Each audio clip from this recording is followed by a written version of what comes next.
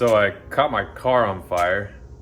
I didn't get any of it on camera because I was too busy panicking trying to put it out because I've had a house catch on fire before. I've had a house catch on fire before, but I've never caught a car on fire inside my garage that's attached to the house. So yeah, I will show you what happened though. All right, so I just got the brake booster out of there. It was actually just 4 bolts that hold it in there that you have to undo from the driver's side. These 2 on the inside were a little bit harder to do because they're behind the steering column and that kind of gets in the way, but just those 4 bolts and I was able to pull that whole brake booster out of there. I was able to pull these wires up where the fire was. The fire was like down here at the bottom over there. This is where it started to melt. And from what I can tell, none of the wires actually got melted all the way through. I mean, I don't see any bare wire sticking out. Kind of right where these all meet together, that's kind of where it started melting. But anyways, there's like an extra layer of rubber around these. Luckily there was. I scraped some of it off and these were underneath that extra rubber. So apparently none of the wires got damaged. It's just the tape that pretty much got melted. So I think we got lucky there.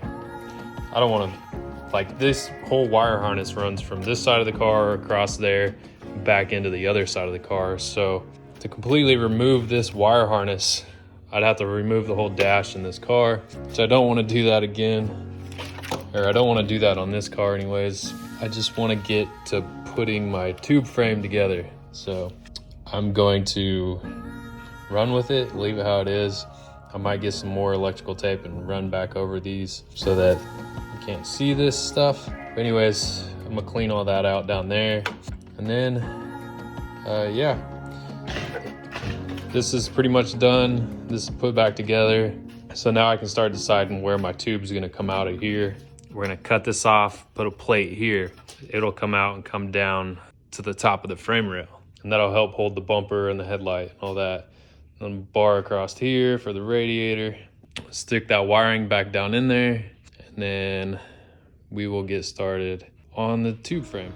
So this is about the point that I realized I'm going to have to remove the wire harness because I was planning on getting a parts car, and if I get a parts car it would have the new wire harness anyways, and this wire harness already has wires and other clips that have been ripped off when it was wrecked that need to be replaced. So yeah, we had to remove the dash.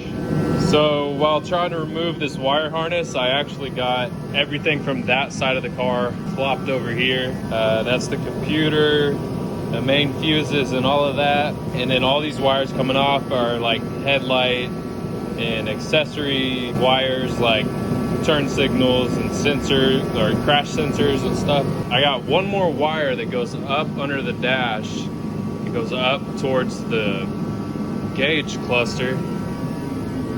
So I'm working on removing the dash, and I decided I'll go ahead and take out the steering wheel because it needs to come out anyways. Well, one side was a 10mm bolt. I got that out. And then the other side of the steering wheel, they put a security key nut in there. So you have to have a special type of apex bit.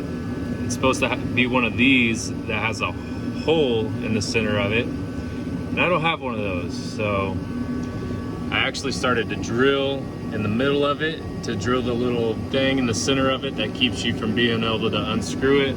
If there was a little hole in the center of this, it would be the right tool, but I don't have one of those, so I just have to drill the middle of that nut and then I can get that screw out. I don't know why they would put a security nut in there. I've never seen that before. But anyways, the wire I'm looking for is way up there,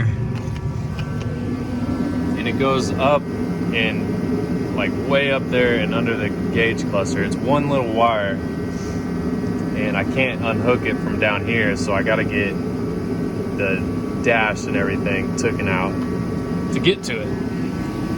and then I'll be able to remove the whole engine bay wiring harness. And I'm going to, since this caught on fire, I'm gonna try to get all this charred electrical tape off of here and see how much damage is underneath. And if there's any wires that look too damaged to use, I might splice them back together, or I'll have to order a whole new wiring harness. They're like $100 and something. That's $100 I don't want to spend. And I believe if I get another computer and wiring harness and all that, I'll have to get new keys, and it'll mess with all the computer stuff inside the car. So hopefully I can just splice those wires back together and make it work. So I got to get that other wire up underneath the dash, and then I can pull that whole wiring harness out. There it is. Got the dash out. Took about 2 hours and a whole lot of screws and a whole lot of wires to unhook. But we finally got it out. And now I can see my wire that is still running inside. For me to get this wire harness off, one little wire that runs up behind the dash and across the dash. So this is where we're at. Had to remove the whole dash just for one little wire. It's this wire right here that wouldn't allow me to pull off my engine bay wire harness. So to get all of that detached from the car, I gotta get that one little wire unhooked. It's got some clips here that I gotta pull off. And then once this wire is unhooked, I should be able to pull that off the car. And then once I get that off the car, I am starting on my tube frame. So now that I got that out of there, I can either band-aid up the part that I caught on fire, wherever it's at. Where'd it go? Right here. I'm gonna try to get all that electrical tape and stuff off of there, and then make sure no wires are melted all the way through. If I have to, I'll splice them back together. If I can't, then I'll just buy a whole new thing. I think they're like $200 for all of this right here. A little too expensive if you ask me, but this might be what I have to do.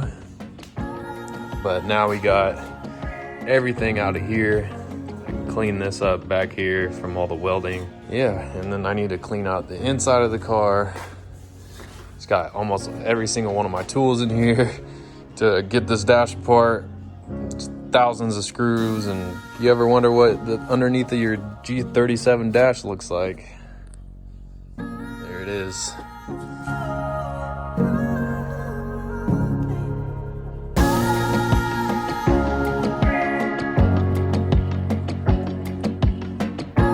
So that's gonna be it for today's video.